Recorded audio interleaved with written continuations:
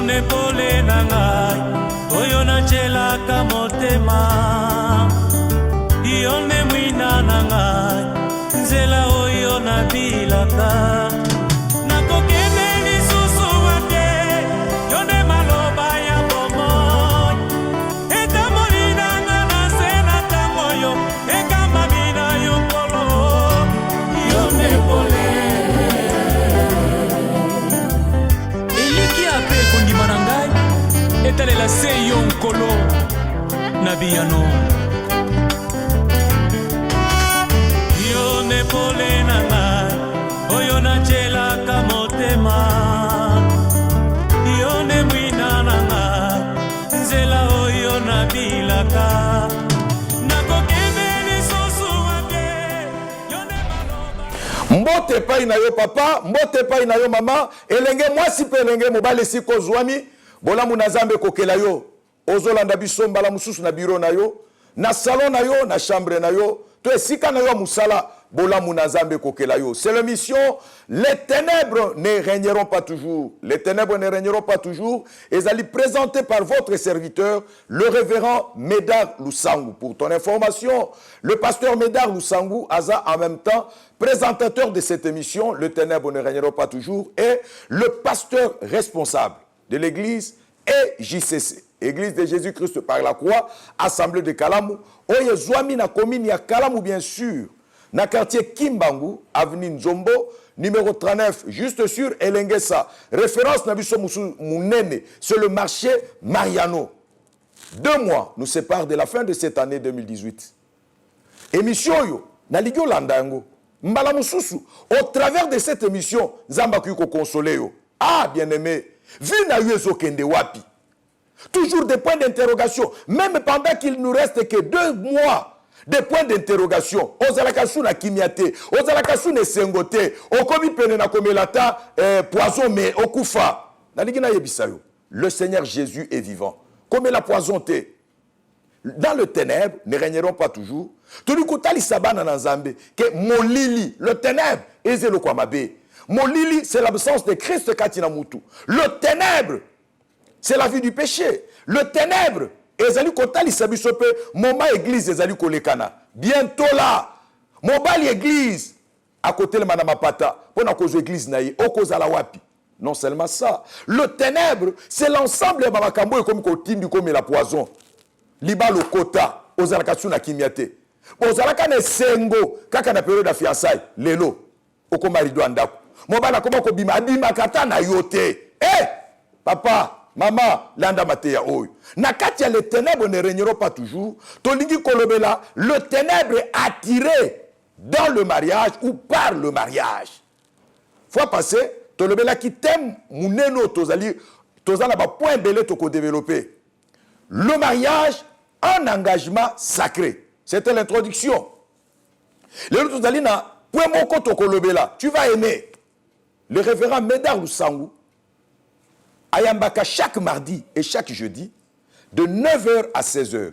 Église de Zouami-Wapi, na commune ya Kalamu, na quartier Kimbangu, avenue Nzombo, numéro 39, juste sur Elengesa, référence à Mounene sur le marché Mariano. Nzombo sur na quartier Kimbangu et non na Ngiringiri. Toza na quartier Kimbangu. Bien aimé, na ligyo landa mateya oyo. Nos 2 numéros de contact, quand s'afficher au bas de l'écran, mais tu peux nous appeler même en pleine émission, même après émission. 081 45 00 190. 081 45 00 190. Yami Baleyangoyo. 089 85 58 571. 089 85 58 571. Tozolo bela likambwetali le mariage. Pourquoi tozolo bela le mariage? Bavi ya batwebele lelo ezana pasi. Bavi ya batwelelo ezangi kimia. Bavi ya batwelelo e baby. Cause le mariage. Papa, lelo zomi tuna ozalaka na mbongo. Lelo komba boko pamba. Ekenda wapi? Le mariage. Est-ce que kotaka libala na yo bien, maman? Okomi ko bela ba maladi mususu. Oyo bela kata te pa inabino. Cause le mariage. Comment qu'on l'autre a ndoto muso mituna ko uta wapi? Source nango le mariage. yo zalaka boyete. Ndenga na yebeli yo zalaka boyete. Tu voyais quand même, 100 $, c'était quoi? Les lots. Na 10 $ et comme un problème. Ce qu'on l'a dit bien, le mariage. Le mariage, un engagement sacré. Libala basakana kana yangote. Soko sakani na libala, lobio ko lela. Soko sakani na libala, lobio ko bamba pantal. Omoni? Mateo, tozoteya à la fois. Baibasi babala, pe tozoteya ba kokota libala lobi. Yo wana li kokota libala. Bazo pe kisayo, est-ce que zoyok? Yo wana li kokota libala. Pasteur noazo pe sotoli. Est-ce que zoyok? Mon frère, nego bandeli wan. Yango pezade babandaka. Babala kana n'importe quelle famille. Libala. Quand tu entends dans la Bible, dans la Genèse, Bible le Bible, l'Éternel Dieu dit, il n'est pas bon que l'homme soit seul. C'est que la volonté de Dieu, et ça que moutoua bala, nakatia libala, moutoua se sentir qu'à l'aise. La libala nous centration à l'aise. Et comment téléphone à mobile soka tiki na mesa, au simbikak, babandiko beta yo, bandiko finga yo, papa obalela ki nini. Ni nango yo bomba kana téléphone. Nazo tout na yo. Obomba kanini na téléphone. Oyo kita ba lobi que 1 + 1 = 1. Yo na mwasi ko bozale loko moko. Pourquoi zo bombe le téléphone? O tia ba code.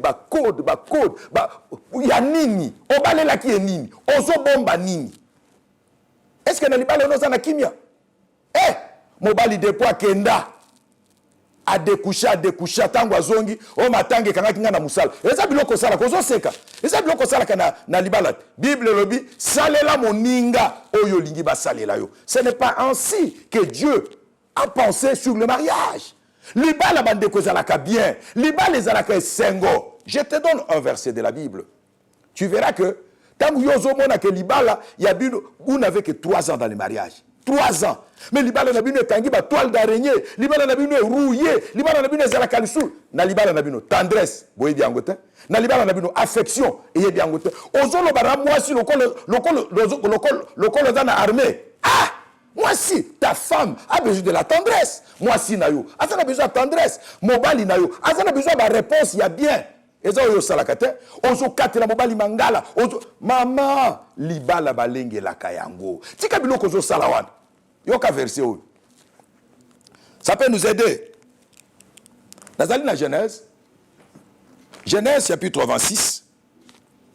J'ai un verset de la Bible qui pourra nous aider. Genèse chapitre 26, verset 8 na 9. Nazolo la libala ya Isaac na Rebecca. Dans le Genèse, chapitre 26, verset 8 à 9. Comme son séjour s'est prolongé, il arriva qu'Abimelech, roi de Philistins, regardant par la fenêtre, vit Isaac qui plaisantait avec Rebecca, sa femme. Abimelech fit appeler Isaac et dit, certainement, c'est ta femme. Comment as-tu pu dire? C'est ma sœur. Isaac lui répondit, j'ai parlé ainsi de peur de mourir à cause d'elle.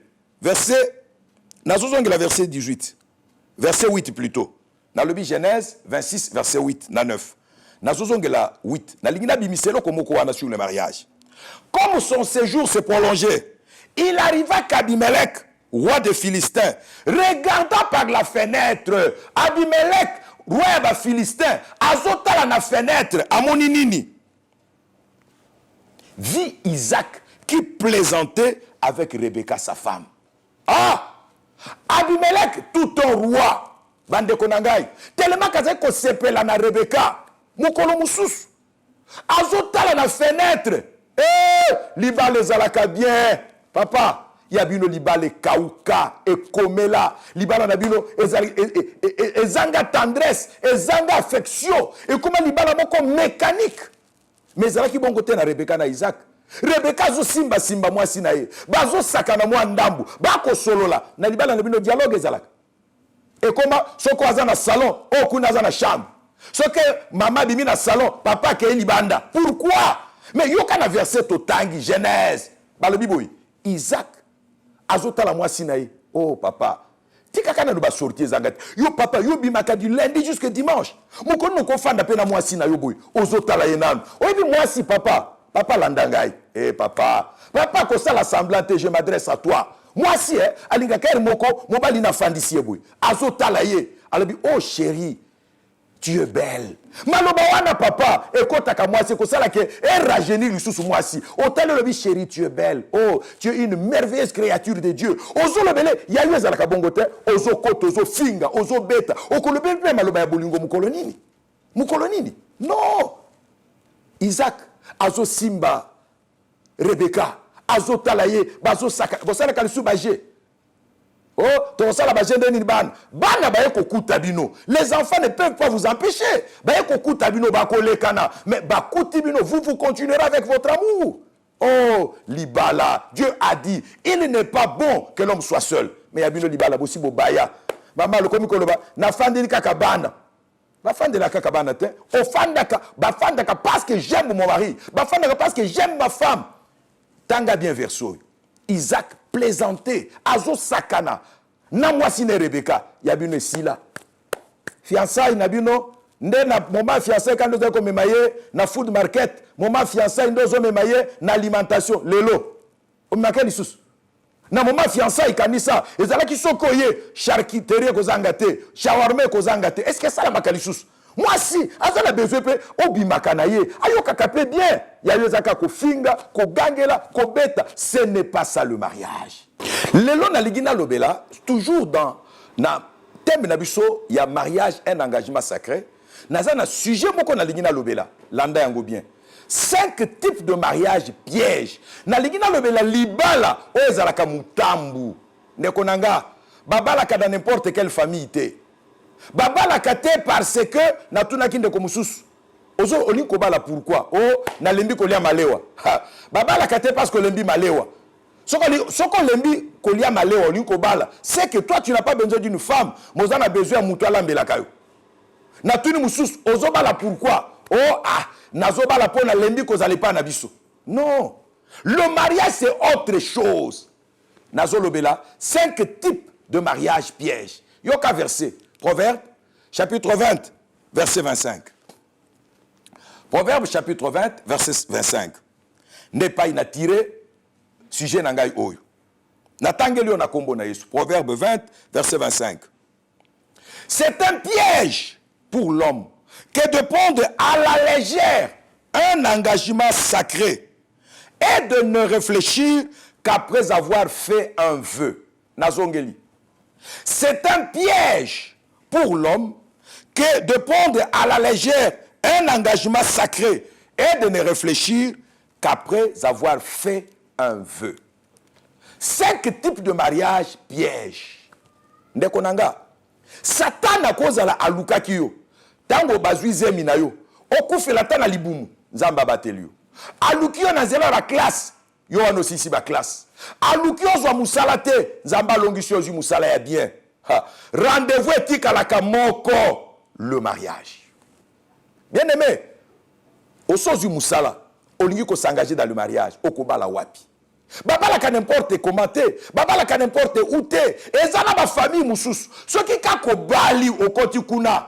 Mbongo silio. Bandoto mabe bandi. Mbala moko bandi kolota bandoto mai. Pourquoi? Basala ba alliance na bango na bilima mai. Ozo. Mwana mwasi ozo bala. Ozo landa wan. Ozo lande ponani. Pour intercesseur. Pour matin mes okote.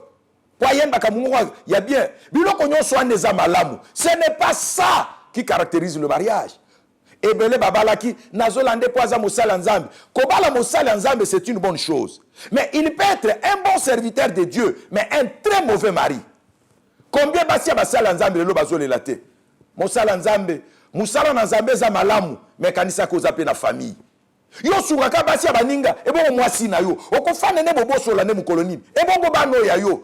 Lelo mabanda kwebele basala nzambe ezokota mobulu pourquoi papa zalaka na tante des fois fana na bureau il y a des choses oyo ezosala na soni na somo des fois fana ka na bureau baser ba fana na permanence ne ba comment kolambela pasteur mais un pasteur marié pasteur tu ne peux pas changer biloko ndezokotisa ba désordre ba mobulu azalaka na temps kosola na mwasi na yete azana temps.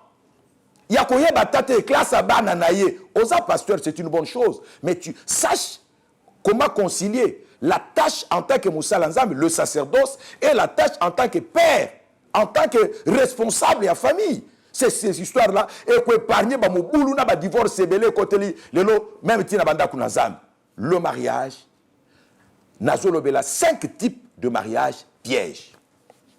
Na verset batangel biso à Proverbe chapitre 20 verset 25 ezolobanini.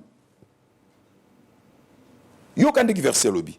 C'est un piège pour l'homme que de prendre à la légère un engagement sacré et de ne réfléchir qu'après avoir fait un vœu. Libala, c'est tout un engagement. Oyozozo liboso na nzambe, liboso na l'état, pe liboso na libota. Au courant de moi na moi shoyo, heureuse ou bien malheureuse. Papa, moi na moi shoyo. Oza ko lule katanza ke pa na bango, lelo, na mafuta ko pakola, okipaka lisutu. Na tu na yo mutozola na. Oyebi ata mafuta moi shuna pakola. Oyebi ata savoir sukola kanango. Oyebi ata numéro a soutien na ye. Mobali la ki enini. Okokuta ke pendant le temps de fiançailles, oza ko s'intéresser na ye. Oyeba pointure na ye, lelo okipaka lisutu te.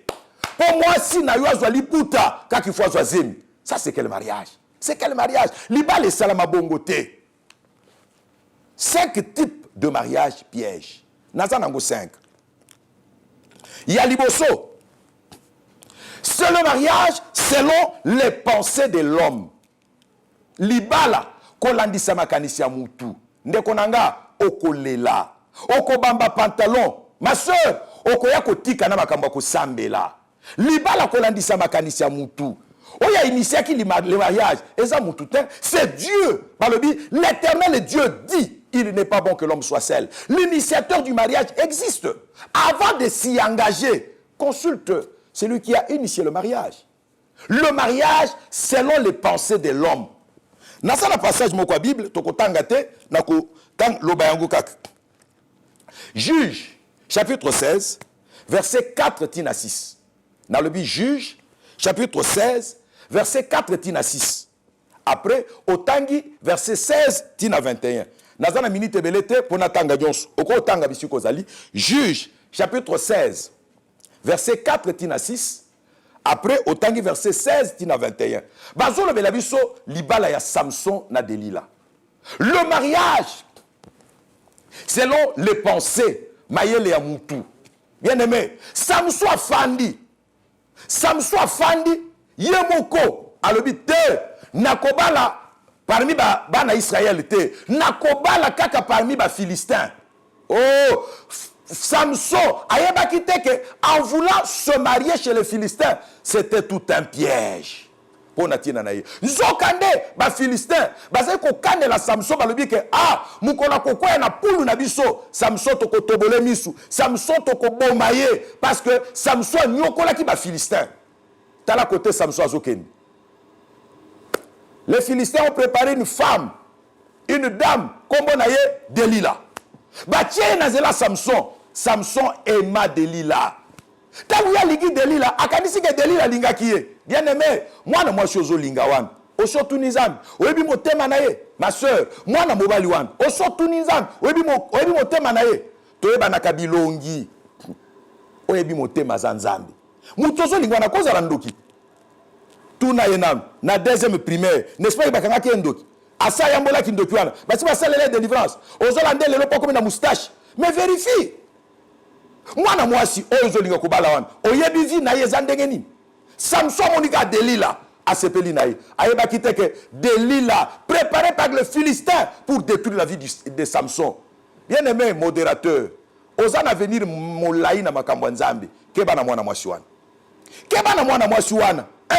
Aza impoli, aza têtu, ceux qui baboti na ye, abanga kabangote. Et pour yonda ko banga yo, oya ko mono za mosala nzambe, mais moi si akolo na bilamba. Bobandi ko bunda soni, mosala nzambe, na moi si bazo bunda. Vous donnerez quel exemple? Nyonso wana pourquoi? Parce que omi ko ici na piège. Le mariage est comme un piège. Ce que za makanisi ya mutu, sans qu'à consulter nzambe. Samson ayokeli ni ba parents, a consulter nzambe te akei. Azalaki na secret où il fallait pas livrer à cause ya bolingo. Delila zo tungisaye. Delila zo tungisaye un jour alobi Delila olemi pe ko tungisanga, je vais te livrer le secret. Delila zu muto a Samson atie na ba kwisi na ye. Frère Keba yo zalaka boyete. Au moins que au comme qu'on répondre à la texte salité, au moins on a zotine de la yo. Intercesseur, serviteur de Dieu. Ton téléphone est comment Nzambe te. Ah!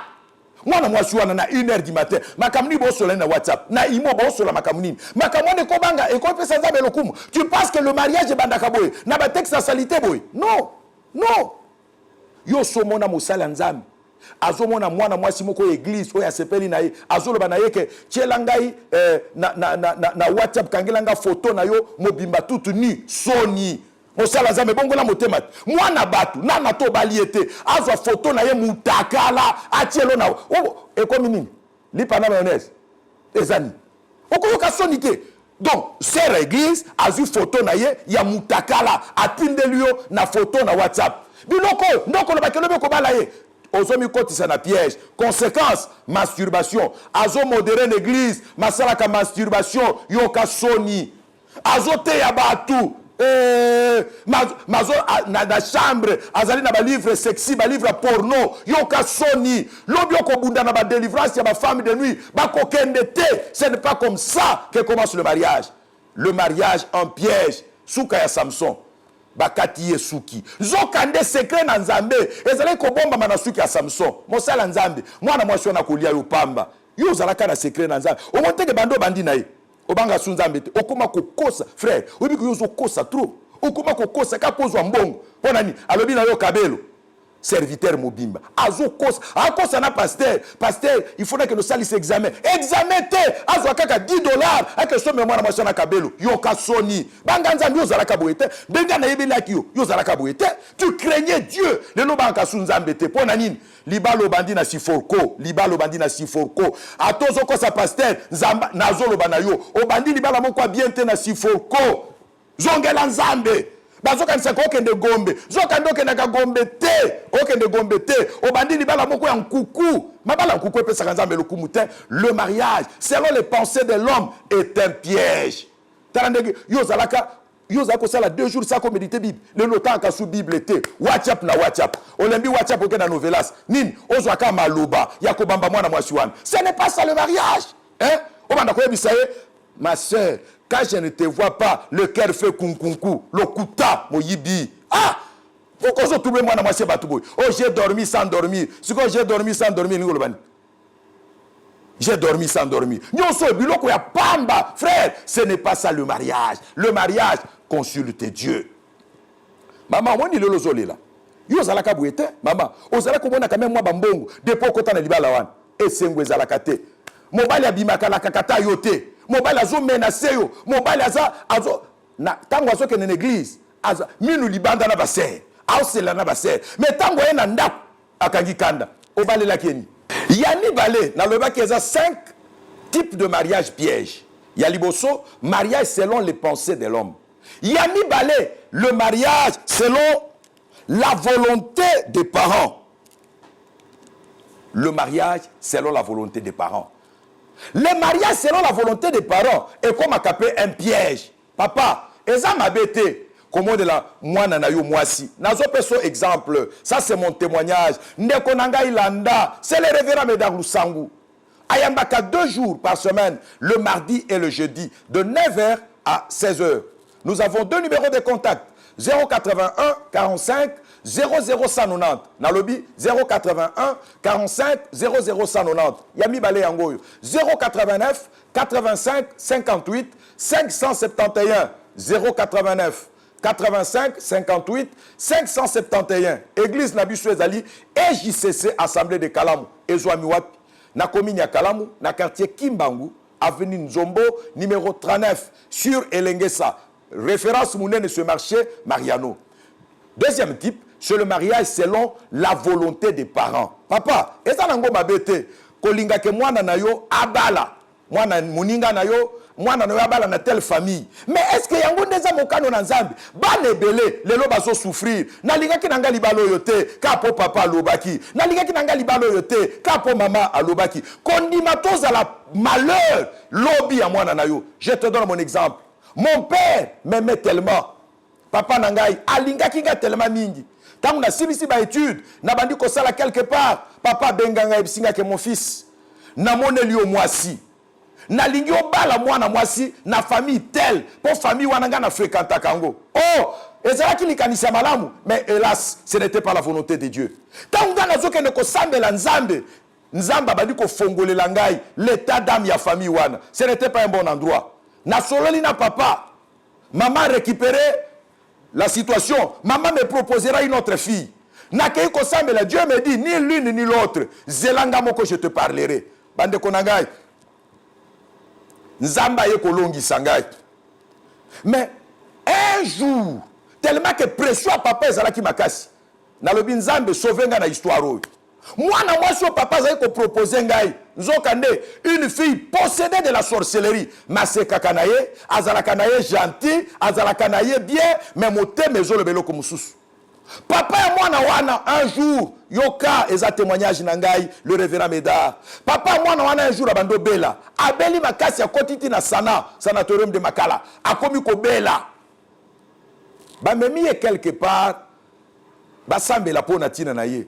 Prophétie ezobima. Bazolo bake mwasi ya papa ya bien te. Azali de connivence na mwana na ya liboso. Mwana na liboso nde mwasi papa za ko proposer ngai. Ba sala likita na bango ke babo ma papa pour que na alliance na bango si mana papa mwana na mwasi soka bali fiancé à liboso aya ko sacrifier le mariage selon la volonté des parents. Papa place aux autres indika mwana na yohan est-ce que so yebi ezalaka ndenge nini ozala naka kwaza la poli politesse muso e bomba makambo koza la police bien mais zamba révélé nanu quel est l'état de son cœur andeko tanga bandi ko solana mama oyo na batu na zame na église wana mama lobi boye nga nazalaka ndoki kindoki nanga na pese pe mwana na ngai toyokana ke toboma papa mais fiancé à liboso mwana na nga kozwa ako sacrifier donc fiancé à liboso na c'était moi likambwa ne comité na mato ya papa mon père m'appellera pour me dire mwana na ngai nandimi kozalaka mosala nzambe ya solo soki tolandi gentillesse mwana mwasi wana kokufa cette histoire là et papa kasaki yango yemoko papa bisiko ozolakisa mwana na yo wana est-ce que ça yango yoka likambo lekani na Bible 1 Samuel chapitre 18 verset 20 à 25 1 Samuel chapitre 18 verset 20 à 25 bien aimé il y a une histoire Saoul a sepeli que mwana na ya mwasi Mikal babala ye na David soko tangi na 1 Samuel on appelle suana na 1 Samuel chapitre 18 verset 20 à 25 Saoul azolo baboyi ndenge na luki David na bomaye esimbite na pesa ta mwana na ngai soka balie akokoma piège ngana ko récupérer David derrière mwana na ngai ndeko Satan lukila yo mingi ozana ba bitumba ebele keba mama omoni lelo oza sune sengote okomi ko bela libale okomi ka ba souci ko konda mobale okomi ko maltraiter yo lelo okomi ko lota eza somo. Il y a un papa qui m'a dit, papa, ça fait 3 fois. Nazolo ta mwasi na ngana pongi, afungole linga misuboy. Azolo bake, otuna kite, ngana kosuki sayo. Mwasi aye, afini ngana kingo, nabandi ko ganga, tilo lemwe bimi. Ndeko nanga, mwana mwasi wana, luka ko vérifier nanu. Le mariage, c'est selon la volonté des parents. Mikal, babalanina David, heureusement. Zamba zalaki na kaya David. Soki zamba zala kana yote, lobi okolela. Le mariage, yami satu. Ezali, le mariage lié par la sorcellerie ou les fétiches. Le mariage lié par la sorcellerie ou les fétiches. Ezana mabala mususu bandeko. Yoko kanisa keza bolingo normal. Eza bolingo normal te. Kindo kia famille na bino. Et préparez-moi na mwasi. Ah! Et préparez-moi na mobali. Kaka pour que bamela yo grâce. Bamela yo mongo. Otika na maboko pamba. Nazali ko sambela pona délivrance ya mwana mobali moko. Mwana mobali aye kokutana na ngai. Na ebisuyo to yambaka chaque mardi et chaque jeudi. Même ozo mona clarté na ndaku na libala, ko boma libala te. Yesu babenga ka le réparateur de brèche. Il est capable à ko restaurer, ko réparer sous libala na yo. Ah! Mwana mwasi oyo. Bande ko na ngai, mwana mobali o na yambiye. Aye ko bisanga papa depuis na bala. Mbongo nyonso esila ngai. Misale simba kalisusu te. Ça fait 4 ans yango kobote zate. Tant que tu m'as dit prière à délivrance, avant tu m'as dit prière à délivrance, na prophétie, nzamba zolo bake. Moi si ya papa oyo, azali na relation ya kindoki na mama leki ya mwana mobali oyo nzokande mwana mobali orphelin de père et de mère muto ya bokola ye aza mama leki na kindoki na ye apreparaki mwana mwasi wana tangu na bandi prière ya délivrance pona tina na mwana mobali oyo mwana mobali azokweya nani azoloba kati na ye mama leki azoloba nini alobi okanisaki nakozwa yo te nazwi yo bota totala ngai nde ezalaki lisusu mwana mwasi te nzokande avivaka ye akanisaka avivaka na mwasi nzokande avivaka na chambre na mama leki na ye na ndenge kindoki. Nous l'avons chassé au nom de Jésus. Bien aimé, tangu tobengani ye na kombo na Yesu, cette histoire là n'a plus traîné. 2 mois après mwasi babeti ete bafingi ete ye moko akangi bisaka nazomona clarté quand on a kota na chambre et comme moto nazoloba na yo au travers mateya oyo mutu nyonso oyo ya na vie na yo pas troubler yo akomona moto akomikimela ye moko au nom de Jésus. Mwasi amikangela bisaka amikimela balandi ye babondela ye mwasi a provoqué voyage akenda Angola le frère curieusement tant mwasi akei eleki kaka 3 semaines.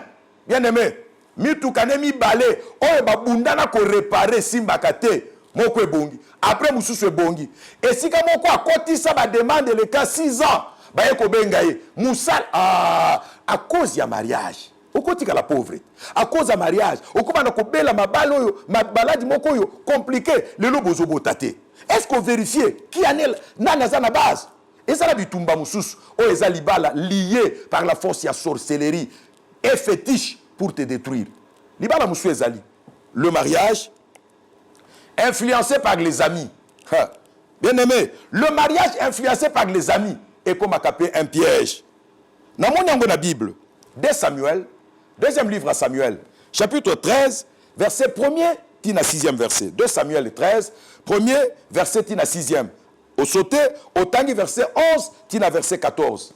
Libala moko, il y a qu'on forcé par ma camarade. Libala ya Amnon naleki na ye Tamar. Amnon azolinga mwasi na frère yo sali babuzo bebele na mokili bandeko na yo kozwa ko violer ko kotela bango na ba chambre ko tia bango ba misapi biloko wana eza soni et ko rattraper dans le mariage biloko yo sala yaya no azolata bilamba na chambre ozo kengi dilaye na liduso fongola soni leki no ake kosukola o likikoso la bino pe loko les agaratolite o mati likola nzeta manga o tala biloko yo so yambola biloko lelo komi modérateur so yambolango ozolinga kobala biloko eko rattraper yo kanisa ba na yo baze kolala o tambola na songa misapi ozokende kosala babu soto babu zoba.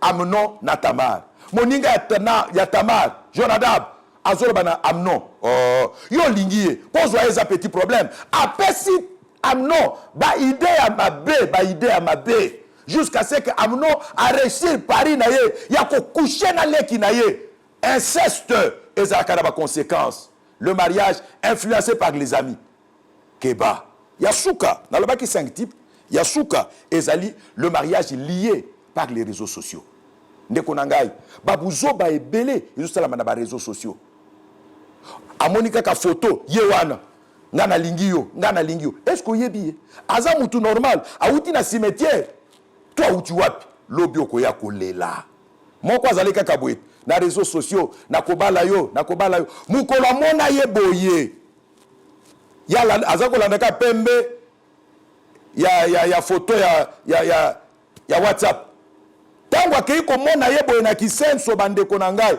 aganga lebi réseaux sociaux ko sakabatu. Et pourtant, quand il est venu me voir, c'est la volonté de Dieu. Dis-moi, moi, je suis gentil, mais bala isko total. Bien aimé, 5 types de mariage pièges. Le loyo, nanda kuno ozo lela. Clair et zate. Okumi kolo tabando tonini. Est-ce qu'on vérifie à qui?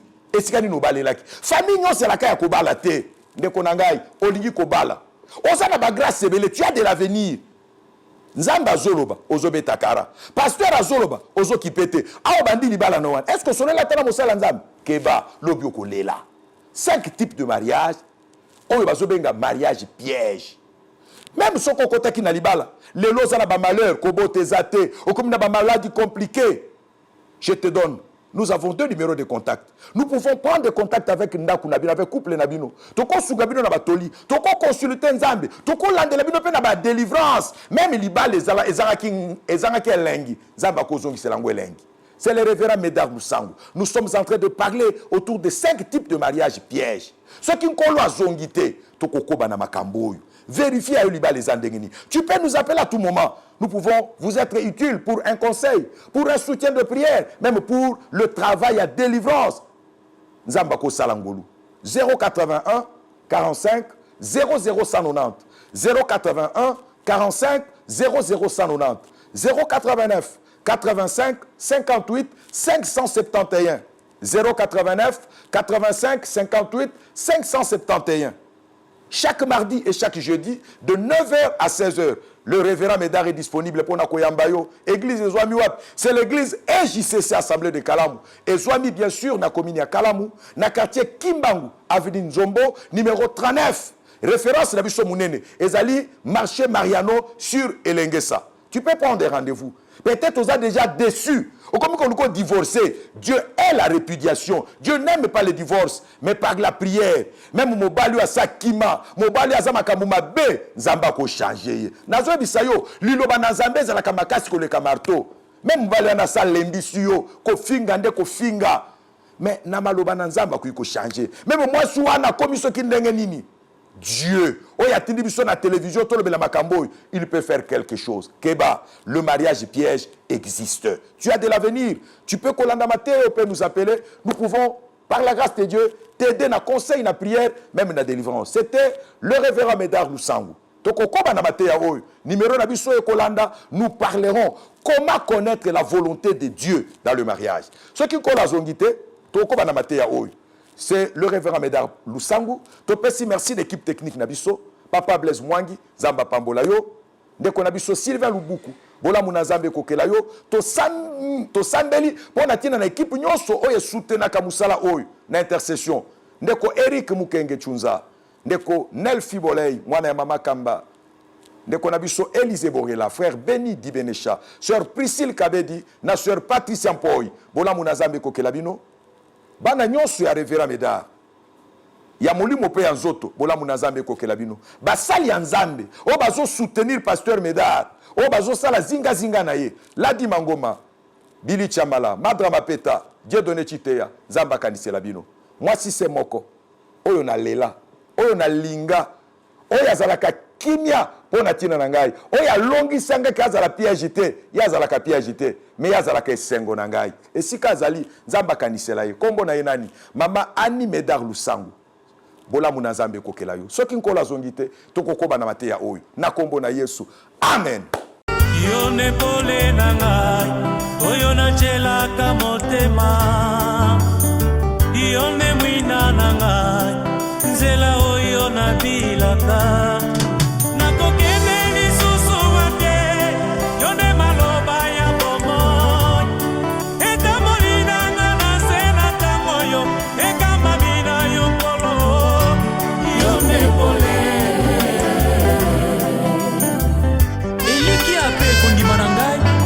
etalela se yo nkolo na biyano